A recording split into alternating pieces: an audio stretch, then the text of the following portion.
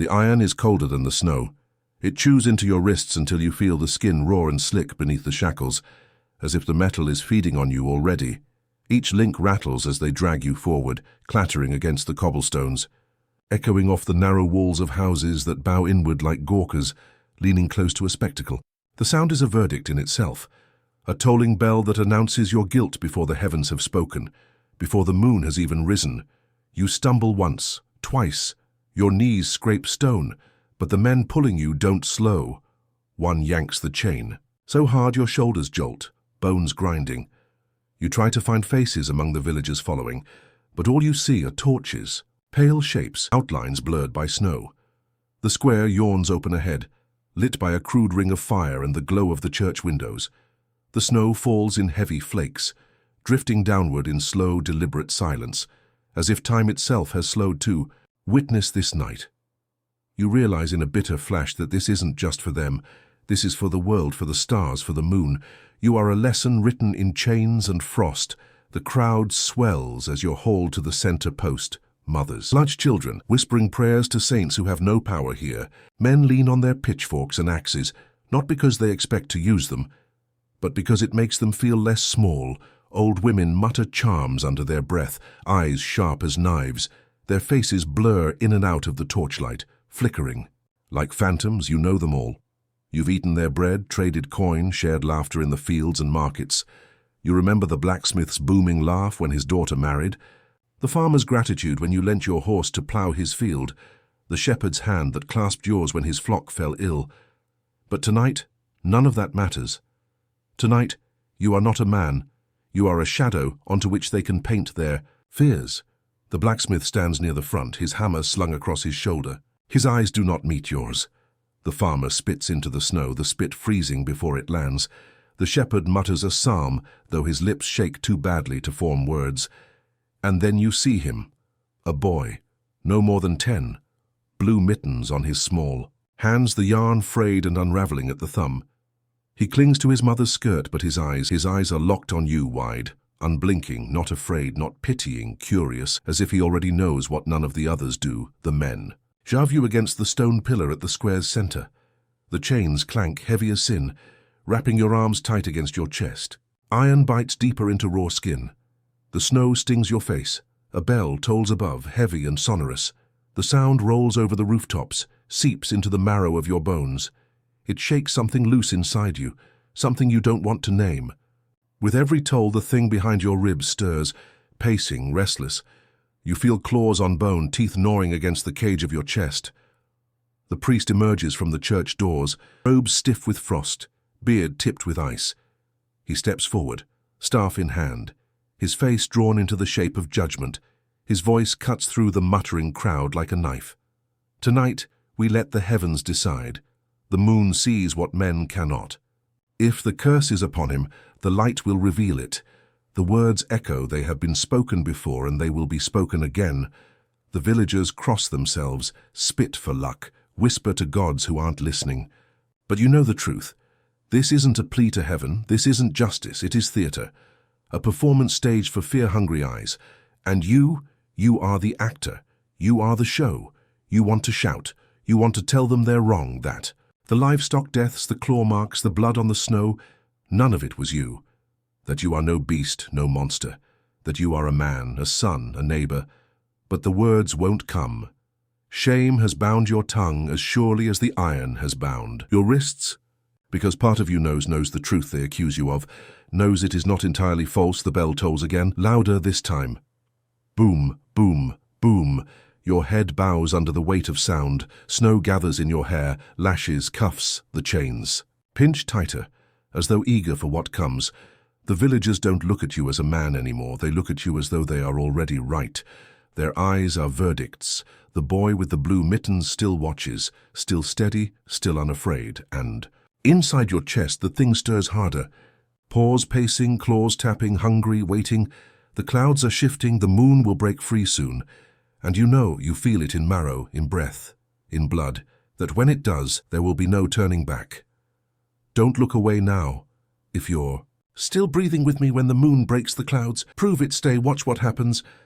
The first tug is small, An itch behind your back teeth like a seed husk stuck where your tongue can't reach. You grind to dislodge it, and the ache answers, widening, sharpening, as if the moonlight has slid between enamel and bone to pry. The breath you take is winter cold. The breath you release is wrong. It fogs the air in torn bursts, as if someone else is breathing with you or inside you or through you. Above the square, clouds pull apart along seams you didn't know the night possessed. They don't drift. They peel, surrendering under a pressure that is both patient and absolute. The moon is not a coin, not a lamp, not a blessing. It is a white, unblinking witness, and its stare finds you the way iron filings find a magnet.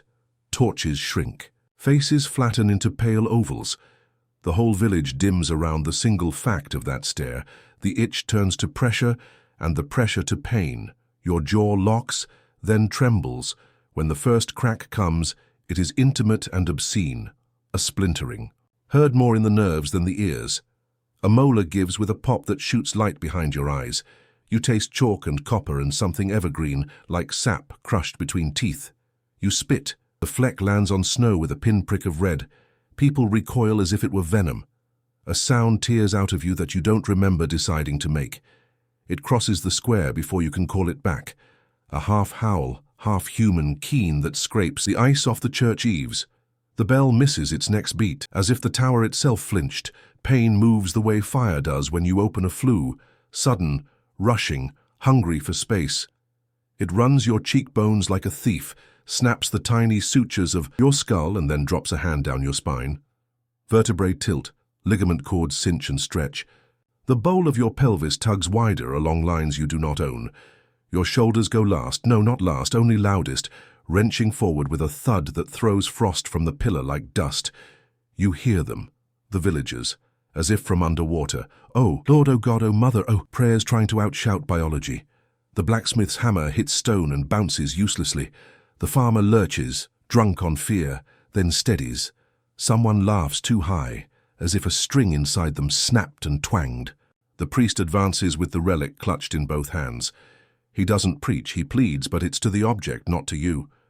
The silver cross shines like a lie told by a man who needs to believe it. He lifts it as though it weighs a childhood. And you smell it before it touches skin. Metal cooled too quickly, polish masking poverty. When it kisses your brow, there is no righteous burn. There is only a spiteful hiss, a curl of sour smoke, the way cheap tin sulks when it's asked to do a king's work. The crowd tries to cheer and fails. The sound crumbles midway and falls to the stones. His sleeve slips when he jerks back. Under white hairs and winter spots, you see a half-moon wound on his wrist, pale, thick, old. It is not the neat line a blade would leave. It is the uneven crescent of teeth. For a heartbeat, the square is only the two of you. A man exposed by his own history and a man being rewritten by his. The priest's eyes say, "Do not make me say it out loud." Your ribs answer with a creak like ships in ice. Hair presses through your forearms as though the flesh were topsoil and the moon a gardener. Nails blacken, lengthen, hitch on iron, as if testing it. Your ears track sounds the rest of you hasn't admitted yet. The soft, wet swallow of a woman trying not to cry. The pinging of cooling scale on the blacksmith's forge. The thrum against the boy's knitted mittens as his pulse stares back at yours. The world is a werewolf story told in scent. Itch, wool fat, charred tallow, unwashed fear, the metallic breath of snow before it falls. You try to order your breathing, to pin it like cloth on a line, in, out, in. But the chest you command is busy learning a new hinge, a new bellows. The sternum groans. Cartilage feels its instruction and votes yes. Something in your back opens like a door that's never swung this far. On the exhale you hear it, him, the not you, pacing the edges of your diaphragm, satisfied at last to stop pretending he was a ghost. Eyes shift toward the church as if faith might call for a second opinion. The priest doesn't raise the cross again. He angles his body to hide the crescent, but light finds it anyway. The boy sees, you see him see, a mother hisses, "Don't look," and the boy doesn't blink. The moon insists. The pain somehow simplifies. It becomes not 1,000 small violences, but one long pull, as if you are rope, and something is drawing you hand over hand out of a dark well. The well is shaped like the man you were. The hand at the top belongs to the night. You lower your head because looking at them feels like stealing. Their faces are what you would tear, their throats hum like low strings. You taste them without your tongue and hate that you love it.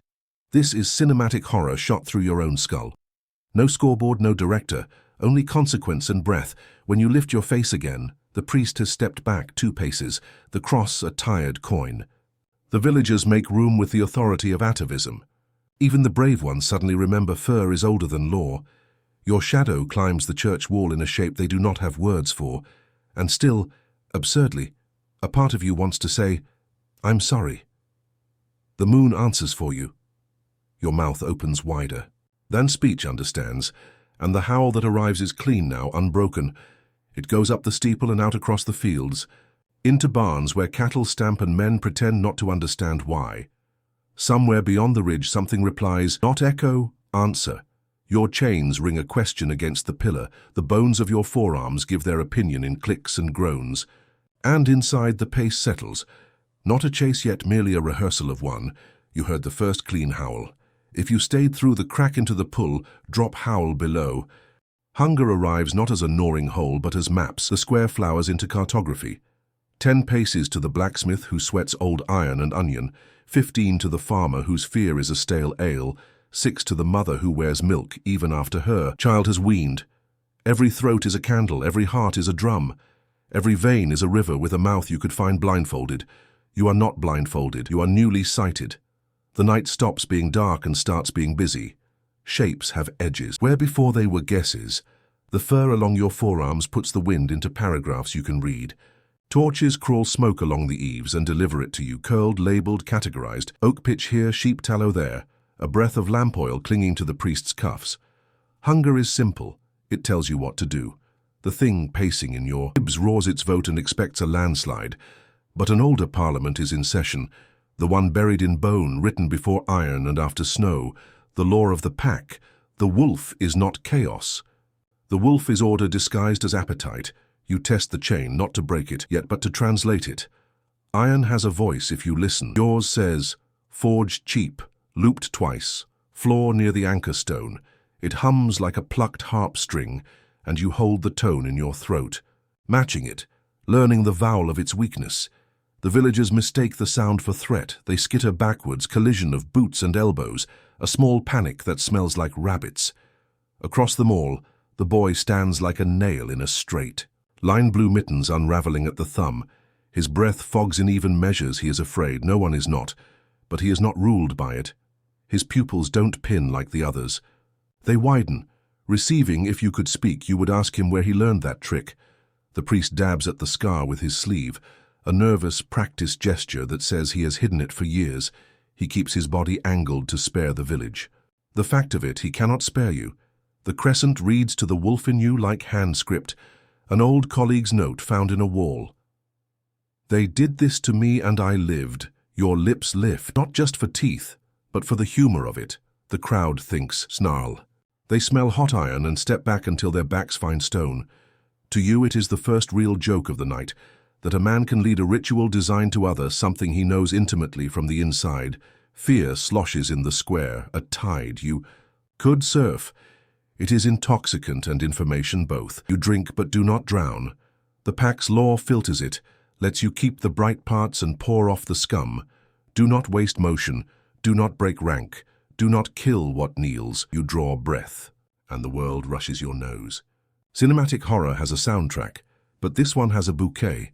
Wet leather, ash in sleeves, coins handled by too many hands. The linseed rubbed into the church door, winter apples bruising sweet under a bench. The coppery rumor of your own blood drying where the cheap relic kissed you. Everything is sudden scripture, and you are both page and reader. The bell finds its footing and tolls again. With each strike your forearms itch the way trees must itch. And spring tries new sap. Your hands are hands and not hands, fingers tipped in decisions. You consider reaching for the chain as a man would, but the wolf votes no. The wolf teaches patience that tastes like salt. In the house to your left, a dog that has not barked in 8 winters lifts its head and whines once. You stare through wood as if it were fog, and feel the thread tug from that throat to yours. Pack is not always a word for bodies you can see. Someone whispers monster, and the word flutters like a moth bumping the torch glass. Dying badly, monster is lazy, law is accurate. What you are is law that remembers meat. The priest lifts his chin. Perhaps he thinks posture can replace metal. Perhaps the memory in his wrist burns. He opens his mouth to say something that will not matter, and you meet his eyes so he will know when he dreams about this night until his grave. So that you saw him, the man, the survivor, the collaborator in a theater he did not build and cannot dismantle. Your shoulders roll once, a test, snow sloughs off in a sheet. The chain sings the note you learned, and the pillar answers with a crack you store for later. When you still, the square grants you a wary silence, as if you were a storm deciding which roof to spare. You don't lunge, you look. You look at every face as if memorizing it for a language exam. The boy, the mother, the blacksmith with the broken laugh, the farmer whose spit froze before it hit the ground. If you take them, you will be sated and broke. If you do not, you will be hungry and rich. A wind threads the lanes bringing news. On the ridge, something paces. The sound is not hoof, not boot, pads, many. The fur along your spine lifts with a sensation that is not quite fear and not quite joy. The chain draws a sullen circle in the frost. You flex inside it the way a hawk flexes a jess. There is a word you could say that would make them all fall down, but the word has no vowels fit for a human mouth, so you breathe it instead, a low syllable that is more felt than heard. The crowd recoils, then leans forward, as people do at cliff edges when their brains beg retreat and their feet argue for one more inch. If you can smell their fear too, type sent. Let's see who else can read a heartbeat from across a square. The bell asks another question. The moon answers it with light. Somewhere beyond roofs and ridge, the night clears its throat to sing. The priest tries courage the way a man tries a coat he outgrew. He can button it, but he can't breathe in it. He brings the cross again, because ritual is the last blanket a cold mind can find. The metal's shine has died. The Polish left a smear like cheap wine on a fine cloth. He presses it into your brow with the insistence of a gambler, counting on one last lucky card. It hisses like a lie.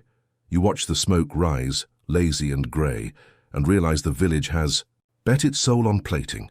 The crowd sees it too. The moment when the story they purchased with their fear refuses to perform, the line of men with pitchforks wobbles. Someone drops a torch. It snuffs in the snow with a sound like a snake swallowing. You pull on the chain not because anger tells you to, but because math does. The tone you learned comes back to your hands. Your shoulders settle. You lean. Iron goes from low hymn to high scream. Mortar sifts downward in a small private blizzard. The anchor stone gives a single hollow cough. Then everything in the square hears the snap. It isn't loud. It is complete. The way a lock sounds when you guess its numbers. The chain doesn't so much break as decide to fall into two opinions. Weight leaves your wrists in a stunned, unceremonious way, and in its place comes air that tastes like new snow and old pennies.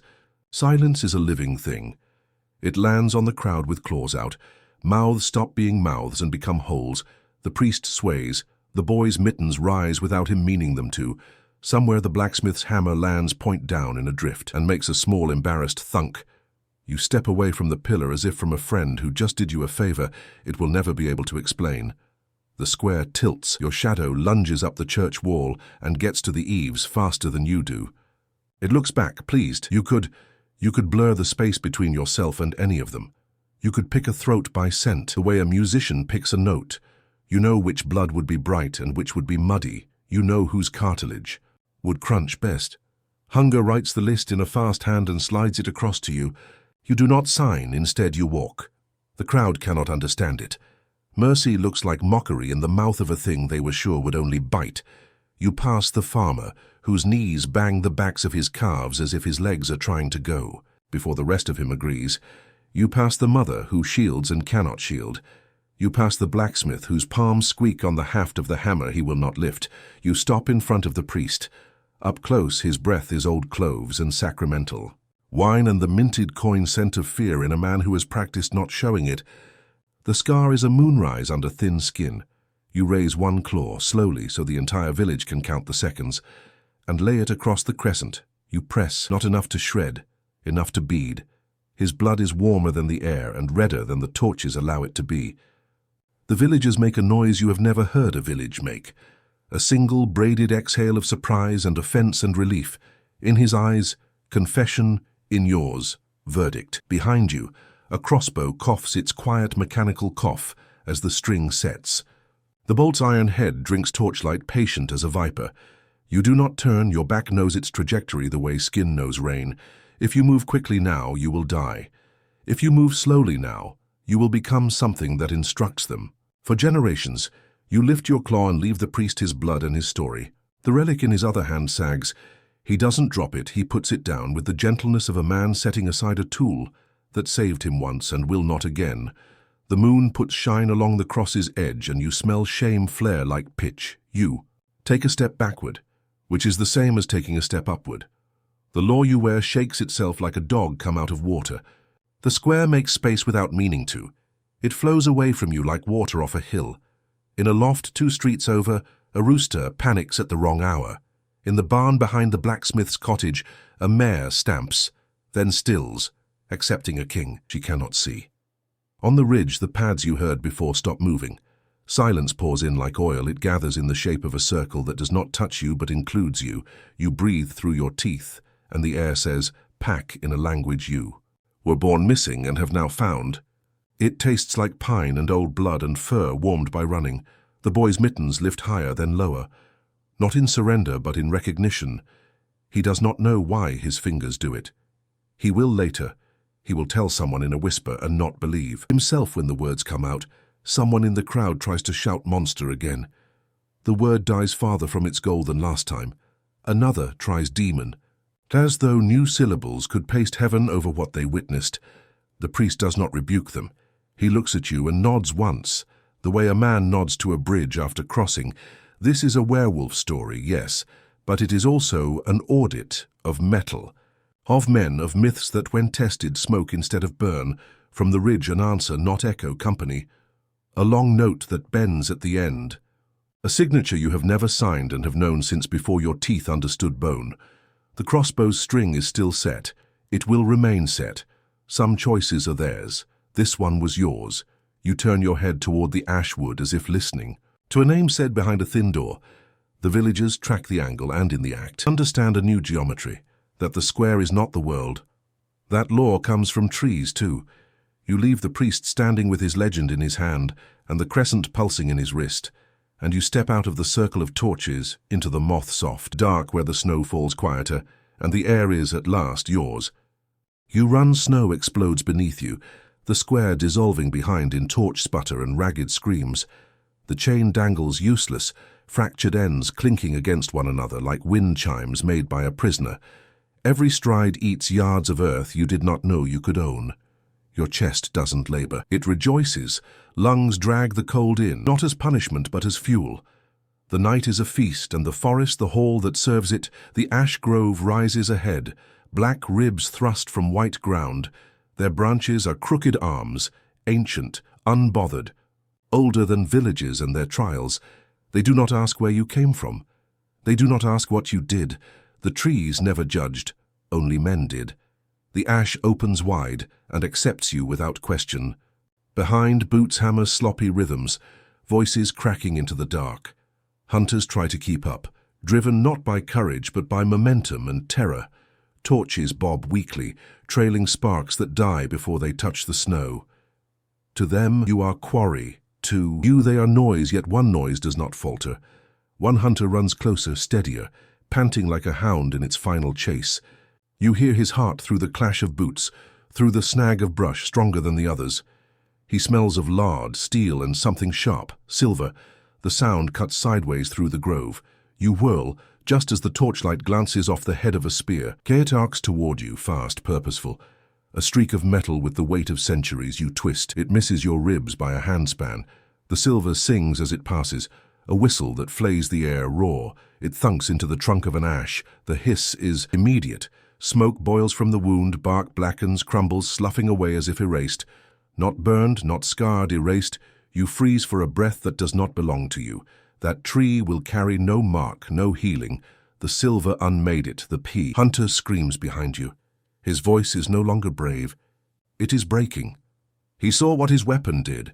He knows he could have unmade you. He knows he failed. The wolf in your chest roars for answer. Leap, end him. Show him what silver cannot touch when law guards it. But the older voice, the law of the pack reminds you, not yet, let him live, let him tell. Fear spreads faster than corpses. Would you face silver? Type silver. If you dare hold the spear, you bolt again. The spear smolders behind you, lodged in a trunk that smokes like a funeral pyre. The forest shifts, the night tilts.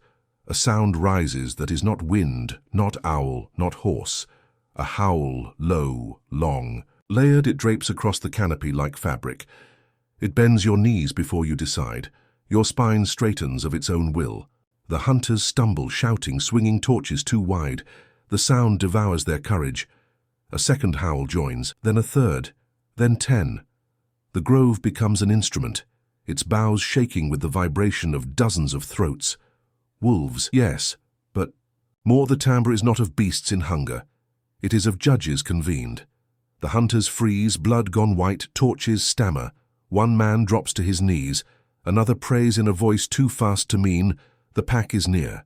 The pack has heard you, and the forest no longer belongs to men. The clearing finds you before you find it. Snow thins into a pale carpet, ringed by ash trunks that stretch like black spears. The hunters tumble after, staggering, torchlight reeling.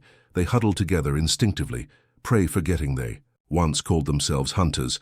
And then the eyes appear, dozens more, a constellation at ground level. Gold, amber, green, yellow, circling, blinking, shifting.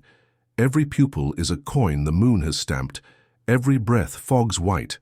The hunters mutter prayers, a man sobs. One tries to raise his spear, but his arm will not answer. The eyes are not for them, they are for you. You step into the clearing. Snow hisses beneath your weight. Torches bend shadows around your body until you are taller than trees. You raise your head. The howl rips from your throat, clean now, whole. The sound a verdict written on night paper. It tears through the grove, meets the pack's voices, braids with them. The forest itself quakes. The hunters fall to knees, faces streaked, in tears, torches shaking. And then the boy is there, blue mittens, unraveled thumb.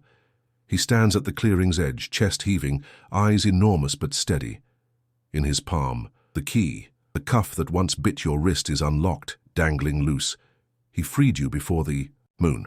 The pack stares. Breath puffs from 100 throats, but silence holds after your howl. They wait, not to see if you kill, to see if you lead. The crossbow clicks behind you. Someone survived long enough to aim. Ahead, the boy stands, mittens outstretched around. The pack lowers, bellies to snow, eyes fixed. You hear it in the chorus, something deeper, older. The voice beneath the voices, a myth-given throat, Fenrir, the Ragnarok wolf, the one who breaks chains, swallows gods, ends suns. The name does not come in words but in vibration, in every eye, gleam, every fogged breath, every chord of howl. This is not only your trial, this is prophecy catching up to its schedule. The hunters feel it, though they don't know the name. They cross themselves, blubber prayers. They see their world's edges bending. The boy steps closer. The mittens shake, but his hand does not drop. His pulse is steady. He looks at you not with the question of prey, but with the certainty of witness. The pack bows lower. Snow hisses under their weight. Their eyes glow hotter. Your choice is no longer life or death. It is law. It is whether this world continues with you as prisoner or as king. The crossbow holds its breath. The boy holds out the key. The pack waits for your verdict. Dawn crawls slow, pale, unforgiving. Grey bleeds over snowfields, turning the white to ash. The pack melts into the trees, shadows dispersing, voices trailing in long, echoing howls. The sound lingers like incense after ritual. You walk back toward the village, not as man, not as beast, but as something between, something more. The chains drag broken ends in the snow. They do not weigh you, they announce you. The villagers are still there. Their eyes are pits of salt, their faces are hollowed. By the night, torches are black sticks in grey hands. They do not cheer, they do not cry. They do not breathe until you pass. The gallows beam stands rigid, old wood sagging, but when you walk beneath it, it casts no shadow across you. Even the sun hesitates to lay claim. The priest waits at the square's edge. His scar glows faint. In morning light, he meets your eyes and nods once. No sermon, no relic, no lie. He knows, he always knew. The boy stands behind him, mittens soaked and stiff with frost. He looks at you the way a candle looks at flame, awed, expectant, eager. To catch you walk through them all, past the blacksmith, past the farmer, past the mothers clutching children. You do not touch them, you do not need to. At the square's edge, the forest calls again. Not with howls now, but with silence, shaped like invitation. The ash trees lean, branches black against dawn, you leave nothing behind. No words, no proof, no plea. Only the name the moon gave you. The law the pack pronounced, the boy follows, small boots crunching beside your stride. His heartbeat is steady. He chose you long before the night admitted it. The village exhales. They will live. They will tell. Stories, but not the right ones. They will whisper of monster, of demon, of beast. But those who hear will know in their bones. This was a true werewolf story. Carried out beneath a merciless moon, you step into the ash grove. The snow closes the prints behind you. The world waits, balanced on the edge of law. The moon fades, but inside, it burns eternal. If you stayed until dawn, you don't scare easy. Subscribe and run with the pack. The next werewolf story is already waiting. And for those who hunger for more, step deeper into the shadows with our ultimate werewolf horror playlist, linked in the description below. In the world of horror, the scariest things happen when you least expect them. And trust me, you don't want to be left in the dark. Welcome to the darkness.